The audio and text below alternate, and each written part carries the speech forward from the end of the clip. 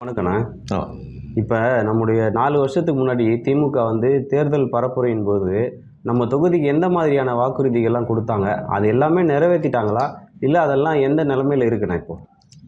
திமுக வாக்குறுதி 575, 675 லிஸ்ட் தான் குடுத்தாங்க.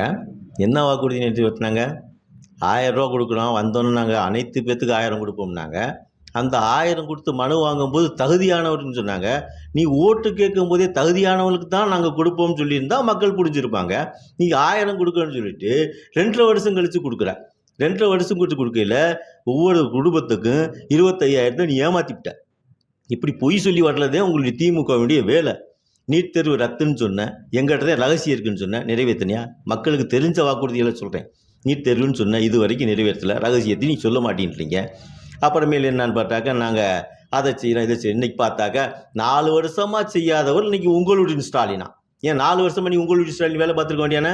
4 வருஷமா அதை செய்ய எனக்கு உனக்கு தோணலையா? எலெக்ஷன் வருதுன்னா மக்களை ஏமாத்துறதுக்காக நீ வந்து இப்போ உங்களுடைய ஸ்டாலின் சொல்லிட்டு பட்டா தரலேன், சிட்டா தரலேன், அதை தரேன், இதை தரேன்னு சொல்கிறேன். ஏன் 4 வருஷமா நீ போடு, உங்களுடைய முதல்வர் போடு, ஸ்டாலின் போடு. இன்னும் பார்த்தீங்கன்னா எங்கே பார்த்தாலும் பாலியல் வன்கொடுமை. எதையுமே எங்கேயுமே இல்லை. மக்கள்லாம் வெறுத்து போயிருக்கான். எப்படா எடப்பாடி ஆட்சி வரும்னு இருக்கார். எடப்பாடி ஆட்சி வரணும். அதுக்காக நாங்கள்லாம் கடுமையாக உழைப்போம் என்று கூறி